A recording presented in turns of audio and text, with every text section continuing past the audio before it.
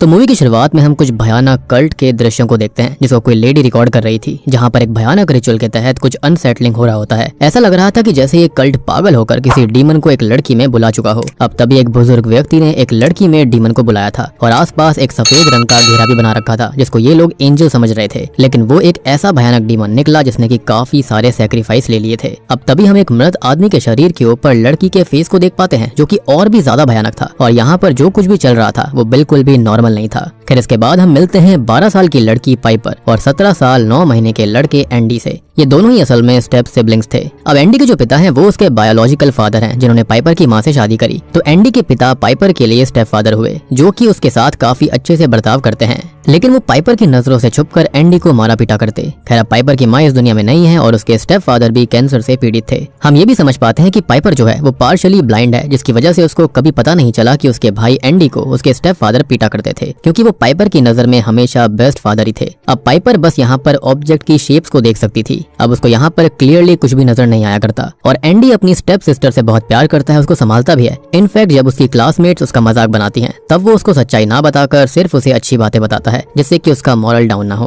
खैर अब तभी एक डार्क और काफी इमोशनल सीन आता है। अब जब ये दोनों घर पहुंचते हैं तो एंडी अपने पिता को बाथरूम के अंदर मृत पाता है। उसके साथ उसकी बहन पाइपर भी होती है जो कि इस ट्रॉमा से पूरी तरह टूट गई थी। वो कोशिश करती है माउथ टू माउथ देकर अपने पिता को बचाने की, लेकिन एंडी उसकी हेल्प नहीं करता, वो बस चिल्लाती रह जाती है। अब वहाँ पर पुलिस और फॉस्टर होम डिपार्टमेंट के लोग भी आए थे, जहाँ पर पता चलता है कि रिसेंटली ही एंडी के पिता की कीमोथेरेपी भी हुई थी, जिस वजह से शायद उनको चक्कर आ गए होंगे और वो वहाँ पर गिर पड़े और मारे गए। ऑब्वियस सी बात है दोनों बच्चे स्कूल गए हुए थे, जिसके चलते उनका रूम लॉक्ड हो रखा था, क्योंकि वो हमेशा अपने रूम को लॉक ही करके रखा करते। और जब एंडी ने एक चाकू की मदद से गेट को खोला तो उसने पाया कि उसके पिता जिंदा नहीं रहे। खैर अब दोनों को एक फॉस्टर होम ऑफिस भेज दिया जाता है जहाँ पर वो फिलहाल रुकते हैं। अब फॉस्टर होम की लीडर वेंडी ये कहती है कि उन दोनों को अलग अलग रखा जाएगा, लेकिन एंडी इस बात के लिए राजी नहीं होता। वो अपनी बहन को अपने साथ ही रखना चाहता था और पाइपर भी ऐसा ही चाहती थी। लेकिन तभी एक बात बाहर आती है कि जब एंडी छोटा था यानी कि 8 साल का, तब उसने पाइपर को गुस्से में मारा था और वो अपने पिता से भी काफी गुस्से में रहता था, जिसके चलते उसको केयर होम में भेज दिया गया। और वेंडी नहीं चाहती थी कि पाइपर और एंडी साथ में रहें, वो भी अकेले, लेकिन दोनों भाई बहन ऐसा ही चाहते थे, जिसके चलते वेंडी ये कहती है कि फिलहाल उन दोनों को एक साथ एक फॉस्टर होम में रहना होगा और 3 महीने बाद जब एंडी 18 का हो जाएगा तो वो पाइपर का लीगल गार्डियन बन सकता है और दोनों साथ रह सकते हैं। लेकिन तब तक उन दोनों को लॉरा नाम की लेडी के साथ रहना होगा जो कि अब उनकी foster mom kind of thing होने वाली थी।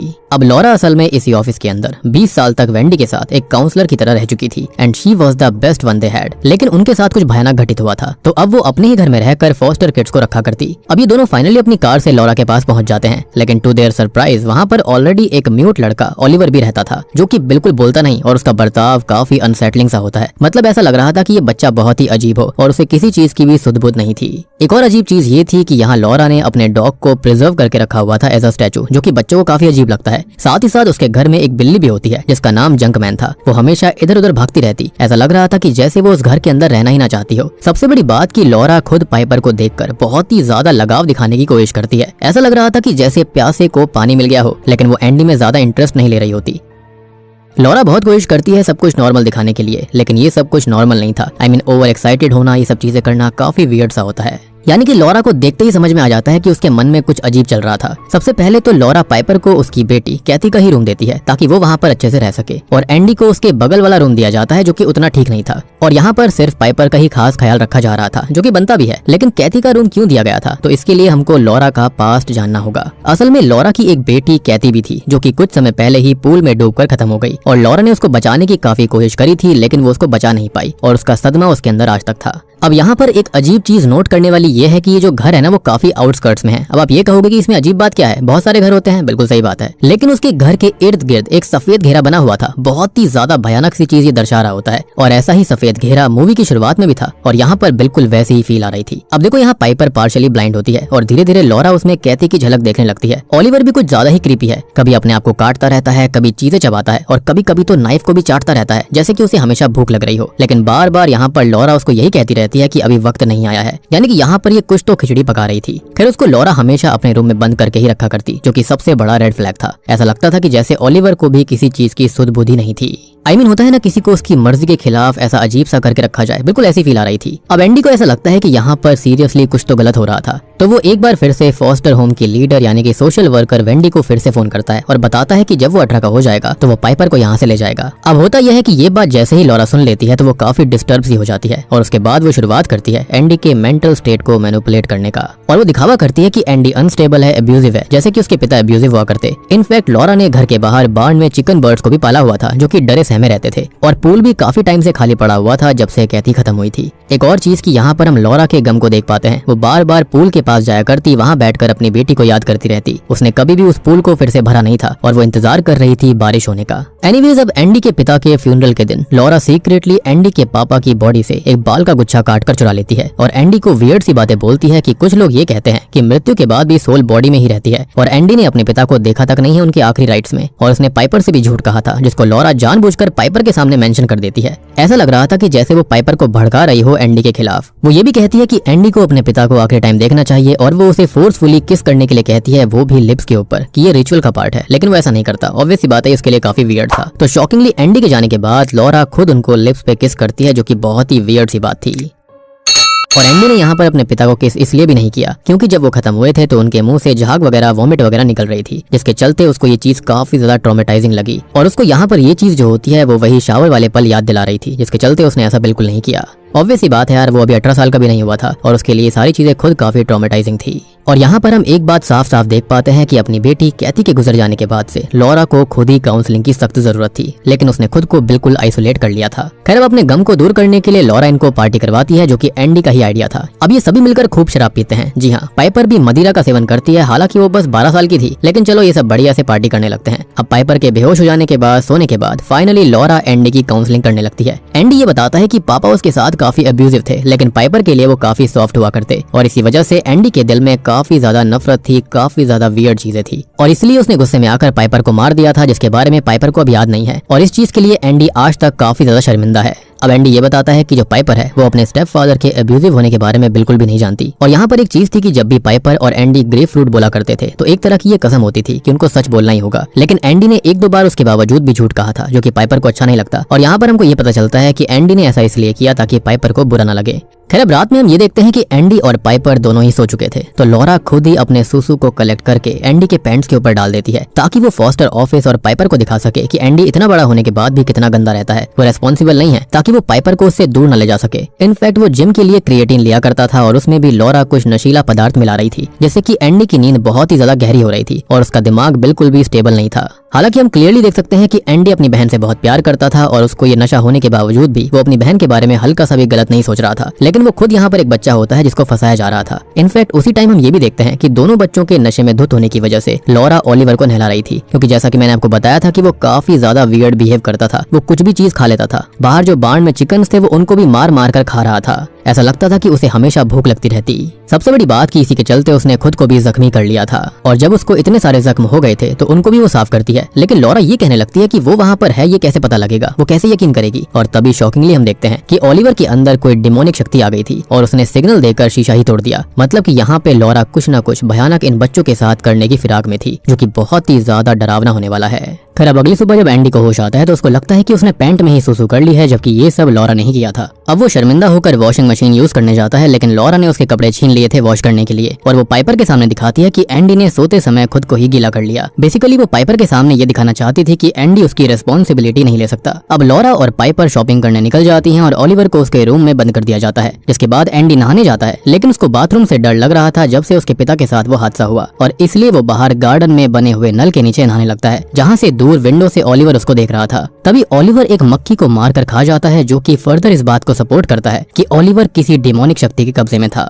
लेकिन एंडी को ऐसा लगता है कि जैसे कि ओलिवर उसको हाय बोल रहा हो। अब नहाने के बाद होता यह है कि एंडी ओलिवर के साथ बॉन्ड करने की कोशिश करता है, बात करने की कोशिश करता है। उसने ओलिवर को रूम से नाइफ की मदद से लॉक खोलकर आजाद कर दिया था, एज उसको ये लग रहा था कि एक बच्चे को रूम के अंदर कोई कैद करके क्यों ही रखेगा, और वो वैसे भी क्या हार्म कर सकता है। अब एंडी ओलिवर को खाने के लिए चाकू समेत मेलन ऑफर करता है, लेकिन खाने से पहले ओलिवर को उसे कुछ बोलकर दिखाना था। लेकिन लेकिन एंडी सोचता है कि शायद वो बोलने में कंफर्टेबल नहीं है, तो उसने उसे पेन पेपर दिया था कुछ लिखने के लिए, लेकिन ओलिवर कुछ और ही कहता है। वो नाइफ समेत मेलन को खाने लगता है, जी हाँ, और इससे उसके लिप्स और दांत टूटने लगते हैं और कट जाते हैं। ये सीन सच में बहुत ही ज्यादा भयानक था। अब जैसे तैसे करके एंडी जो होता है वो उसके मुंह से चाकू को निकालता है, और जब एंडी उसे प्रॉपर्टी के सर्कल के बाहर ले जाने की कोशिश करता है, हॉस्पिटल ले जाने की कोशिश करता है, तो ओलिवर दर्द में चिल्ला रहा था। उसके पेट के अंदर से किसी क्रीचर के तड़पने की आवाज साफ सुनाई देती है, जैसे कि वो क्रीचर इस घेरे से बाहर जिंदा नहीं रह सकता। ये क्रीचर अजीब सी गुर्राहट भी कर रहा था, और बस तभी ओलिवर को होश आता है, जैसे कि वो क्रीचर के कंट्रोल से बाहर आ गया हो। वो एंडी से एक ही बात कहता है, हेल्प मी, मतलब कि लॉरा ने उसके साथ कुछ तो गलत किया था। लेकिन तभी वहाँ पर लॉरा शॉपिंग से वापस आ गई थी। वो काफी डर जाती है। वो एंडी से गुस्से में भी थी कि ओलिवर बाहर कैसे आया। एंडी अब खुद सदमे में था कि आखिर हुआ क्या है, लेकिन लॉरा ओलिवर को हॉस्पिटल ले जाने की जगह उसके रूम में वापस ले जाती है, जहाँ पे ओलिवर साफ साफ लॉरा को देखकर कहता है कि वो कौन है, वो वहाँ पर कैसे आया। वो बहुत ही ज्यादा तड़पने लगता है, और बस फिर लॉरा शुरुआती कल्ट के VHS टेप्स को देखकर ओलिवर के सर पर गोल गोल अपनी उंगलियां घुमा रही थी, जिसके चलते वो शांत हो जाता है। जहाँ पर हम साफ देख पाते हैं कि इस एंटिटी को ही उन कल्ट्स के लोगों ने एक लड़की के अंदर बुलाया था, और सेम चीज लॉरा ने करी है। इनफैक्ट जो लेडी ये सब शुरुआत में रिकॉर्ड कर रही थी ना, वो कोई और नहीं बल्कि वो खुद लॉरा थी, और उसने ये सब किसी खास मकसद से किया है। बस फिर लॉरा से ऐसा करने से ये एंटिटी वापस से ओलिवर के ऊपर कंट्रोल ले लेती है, और लॉरा ओलिवर को एंडी के पापा के बाल खिला देती है, जो कि उसने शुरुआत में काट लिए थे। यानी कि ये एंटिटी कुछ भी खा सकती है, और उसको बस हमेशा भूख लगी रहती, स्पेशली इंसानी चीजों की, चाहे वो बाल हो, दांत हो, मांस हो या फिर खून।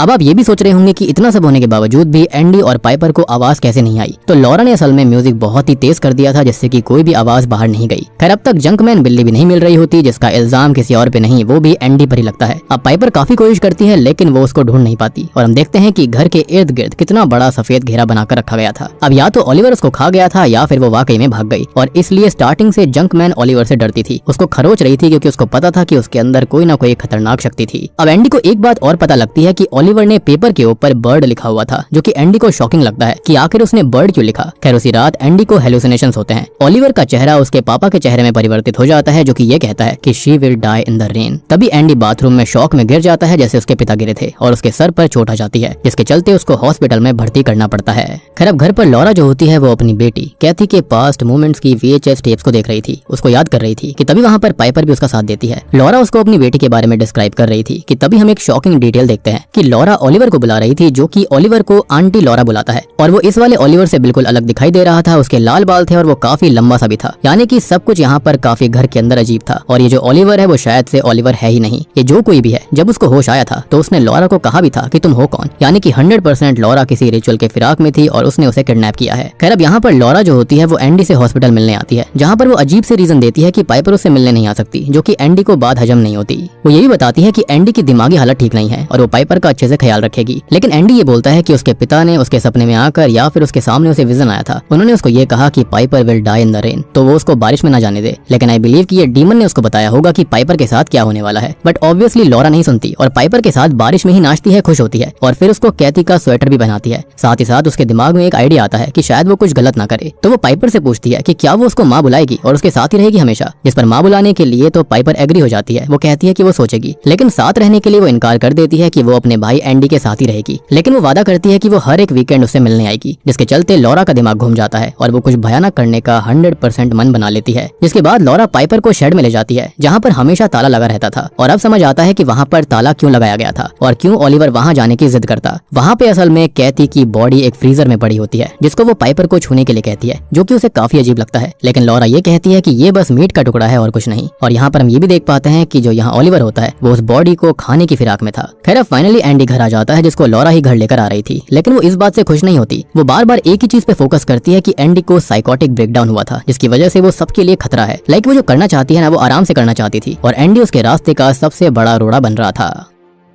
अब एंडी जब घर आता है तो पाइपर सो रही थी और बस अपनी बहन को प्यार करके वो अपने रूम में चला जाता है। और दोस्तों अब यहाँ पर खुलते हैं इस मूवी के असली पत्ते, और हमको ये पता भी लगता है कि इस मूवी का नाम ब्रिंग हर बैक क्यों रखा गया है। और यहाँ पर एक सच सामने आता है, लॉरा ने असल में उस रिकॉर्ड की हुई एक VHS कल्ट टेप से रिचुअल सीखा, जिसमें एक डीमन का जिक्र होता है जिसका नाम तारी है। तारी का रूल होता है कि अगर किसी मृत इंसान को जिंदा करना है तो तारी डीमन से पजेस्ड हुआ इंसान जैसे कि ओलिवर को उस डेड बॉडी को खाना होगा जो कि खत्म हो गया था, जैसे कि कैथी, और फिर वो उस सोल को वॉमिट करके एक नई फ्रेश बॉडी में डाल सकता है और वो फ्रेश बॉडी यानी कि पाइपर बिल्कुल वैसे ही खत्म होनी चाहिए जैसे कि ओरिजिनल विक्टिम यानी कि कैथी खत्म हुई थी, इसका मतलब है स्विमिंग पूल में डूबकर। और इस केस में लॉरा पाइपर को रेनस्टॉर्म में पूल में डुबाकर मारना चाहती थी जैसा कि कैथी के साथ हुआ था, और इसलिए शायद से एंडी को बताया गया था कि उसकी बहन कैसे खत्म होगी। और इससे होगा ये कि कैथी की सोल को पाइपर की बॉडी में डाल दिया जाएगा। दोनों ही 12 साल की उम्र की रही थी, जिसके चलते ये दोनों ही परफेक्ट रहती। और यही चीज हो रही थी उस VHS टेप में और शुरुआत वाली टेप के अंदर यानी कि शुरुआती सीन्स के अंदर। और हमने इस तारे डीमन का चेहरा देखा भी था जो कि काफी वियर्ड टाइप का था, एक बर्ड टाइप का या फिर एक बिल्कुल ही छोटे से बच्चे टाइप का, जो कि काफी भयानक सा था। और इसलिए उस लड़की को पहले वहां लटकाया गया था और एक लड़की के अंदर ये तारे डीमन बुलाया गया। शायद से कल्ट लीडर की बीवी या फिर बहन ने खुद को खत्म कर लिया होगा और इसलिए उस नेकेड आदमी ने घेरा बनाकर सबसे पहले तो एक लड़की के अंदर तारे डीमन को बुलाया। फिर जो लेडी खत्म हो गई थी जिसको हमने देखा था उसको इस पज़ल्ड लड़की के द्वारा खाया गया और फिर आखिरी स्टेप में एक लड़की को लटकाया गया जैसे कि विक्टिम खत्म हुई थी, जिसके बाद में तारे डीमन ने फ्रेश बॉडी के अंदर उसकी सोल को फूंक दिया जिसके चलते वो जिंदा हो गई थी। और यहाँ पर हमने ये सीन साफ साफ देखा भी। और जो तारे डीमन होता है वो पज़ल्ड हुई लड़की को छोड़कर चला जाता है। अब आप यहाँ पर ये सोच रहे होंगे कि इससे डीमन को फायदा क्या हुआ, तो तारी को असल में उस फ्रेश लड़की की सोल मिल गई थी और सोल के बदले उसने एक सोल दे दी।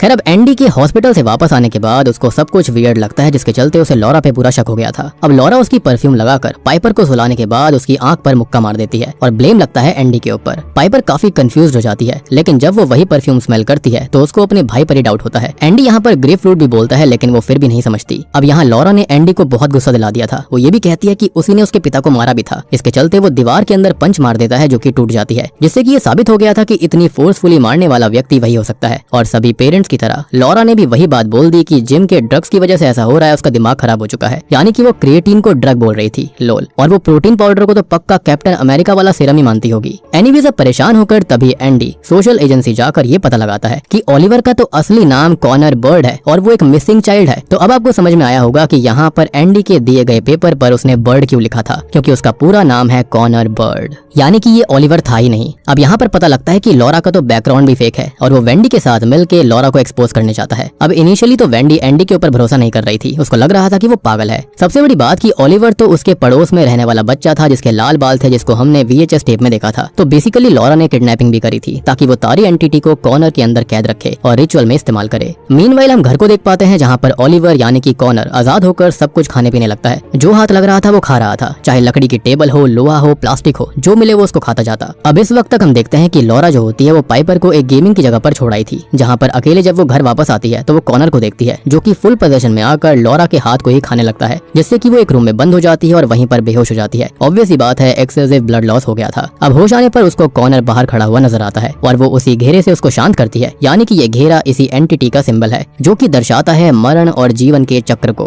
ये बात साफ हो जाती है कि ये शरीर खाली बदलता रहता है, आत्मा कभी नष्ट नहीं होती, और यही इस एंटिटी का फंडा था। और फाइनली अब लॉरा कॉर्नर को कैथी को खाने देती है कि अब वो तैयार है रिचुअल करने के लिए। सबसे बड़ी बात कि उसने शुरुआत में एक बात कही थी कि शरीर के अंदर आत्मा काफी दिन तक रहती है, तो ये सब उसे तारी डीमन के कल्ट वालों से पता लगा होगा, क्योंकि कैथी के शरीर को या फिर उसके किसी अंग को खाकर ही तारी डीमन उसकी सोल को पाइपर में जीवित कर सकता था। और लॉरा ने शेड के बाहर लॉक भी इसलिए ही लगाया था और वो फिर से वहाँ पर लॉक लगा देती है। खैर अब घर आते समय एंडी ने पाइपर के फोन पर वॉइस मेल्स भेजे थे कि वो उसे बहुत प्यार करता है और वो लॉरा से दूर रहे, वो गंदी लेडी है। लेकिन पाइपर का फोन तो लॉरा के पास ही था। तो ये बात सुनते ही कि वेंडी वहाँ पर आ रही है तो लॉरा पूरा घर साफ कर देती है। अब वेंडी जो होती है वो घर जाकर चेक करती है, लेकिन लॉरा सब कुछ साफ कर चुकी थी। लेकिन कहते हैं ना कि कोई कितना भी तेज दिमाग वाला हो, कोई ना कोई गलती हो ही जाती है, और उससे भी एक चीज छूट गई थी, एक गलती हो गई थी। उसके हाथ का जो वुंड होता है ना, उस पे खून निकल रहा था। और जब वेंडी पूछती है तो लॉरा बिल्कुल मेंटल ब्रेकडाउन स्टाइल में बोलती है कि मैं कैथी को वापस ला सकती हूँ। और बस वेंडी को समझ में आ गया था कि लॉरा पूरी तरह से पागल हो चुकी है और एंडी जो कुछ कह रहा था वो बिल्कुल सही बात थी।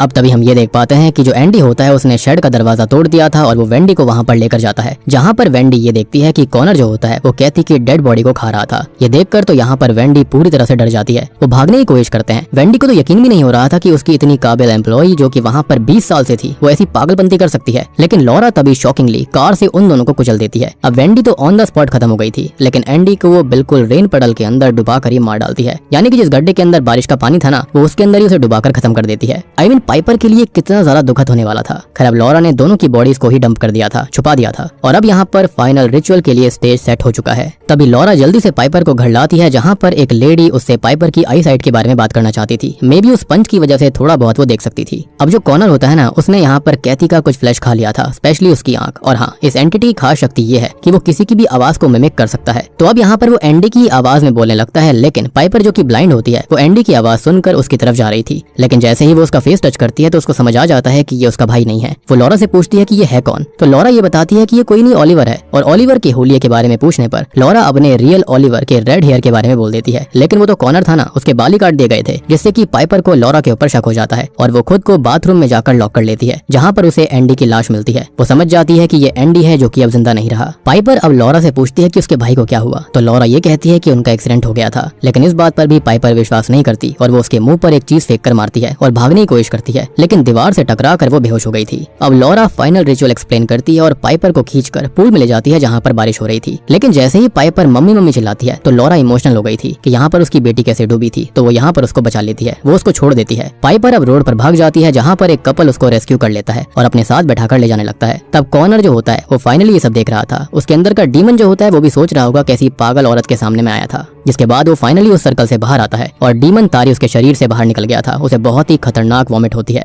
जिसके बाद में वहाँ पर पुलिस आ जाती है, जो कि शायद से वेंडी ने ही उसको कॉल किया होगा या फिर शायद से ये सब लॉरा ने भी किया हो। उसके प्लान का हिस्सा होगा कि एंडी ने गुस्से में ये सब कर दिया। जिसके बाद कॉनर खुद को आइडेंटिफाई करता है कि मैं हूँ कॉनर बर्ड, मुझे बचा लो। और लॉरा जो होती है वो अपने गिल्ट में डूब जाती है। वो कैथी की लाश के साथ स्विमिंग पूल के अंदर खुद को भी डुबा लेती है और उसके साथ चली जाती है। उसको समझ आ गया था कि वो इस दर्द से कभी भी बाहर नहीं आ सकती, जिसके चलते उसे खुद को ही खत्म करना होगा और वो फाइनली खुद को खत्म कर लेती है। और बस अंत में हम ये देख पाते हैं कि जो पाइपर होती है वो आसमान में देख रही होती है जहाँ पर उसे आवाज आ रही थी एक प्लेन की। और उसका भाई हमेशा कहा करता था कि कोई भी खत्म होने के बाद वो प्लेन से उसकी आत्मा हेवन पहुंच जाती है। और इसी नोट पर वो काफी रोने लगती है और बूम, इसी के साथ में ब्रिंग हर बैक मूवी यहीं पर खत्म हो जाती है। तो दोस्तों ये थी ब्रिंग हर बैक फिल्म की कहानी, जिसके अंदर खाली हमको डिमोनिक पोजेशन या फिर रिचुअल नहीं दिखाया गया था, बल्कि हमको दिखाया गया है कि लोग कैसे किसी को अब्यूज करते हैं, बच्चों को कैसे अब्यूज करते हैं। यहाँ पर स्टेप सिबलिंग्स के बीच में एक रिश्ता दिखाया गया जो कि बहुत ही ज्यादा पवित्र था, बहुत ही अच्छा था। एंडी जो होता है वो अपनी बहन से बेइंतहा प्यार करता था, जिसके लिए उसने अपनी जान तक दे दी। यहाँ पर हमको ये भी दिखाया गया है कि जब कोई किसी का अपना चला जाता है तो उसके बाद उसके ऊपर क्या बीतती है, वो किस हद तक उसके लिए जा सकते हैं उसको वापस पाने के लिए, इनफैक्ट उसकी एक झलक देखने के लिए, जो कि यहाँ पर लॉरा के साथ हो रहा था। अंत में वो यहाँ पर पाइपर को नहीं खत्म कर पाई, क्योंकि कहीं ना कहीं उसने यही सोचा कि वो अपनी एक बेटी को नहीं बचा पाई थी और जिसको उसने दूसरी बेटी माना वो उसको ऐसे कैसे खत्म कर सकती है, जिसके चलते उसने उसको छोड़ दिया। लेकिन इसमें वो ये भूल गई थी कि ओलिवर भी यानी कि जो कॉनर है वो भी किसी न किसी का बच्चा होगा और उसने उसके साथ बहुत ही गलत किया था। ये मूवी हमको कई सारी चीजों को दर्शाती है। यहाँ पर बहुत सारी चीजें ऐसी हैं जो कि मूवी को एक नॉर्मल सुपरनैचुरल हॉरर से काफी अलग करती है। यहाँ पर कुछ कुछ ड्रामा पार्ट भी है जो कि काफी इमोशनल लगता है। यहाँ पर जो इमोशंस हैं, जो एक्टर्स हैं, उन्होंने एक्टिंग बहुत बढ़िया करी है, स्पेशली लॉरा ने। सो आई बिलीव कि ये मूवी जो है वो बहुत ही बढ़िया है। उम्मीद करता हूँ कि आपको पसंद आई होगी।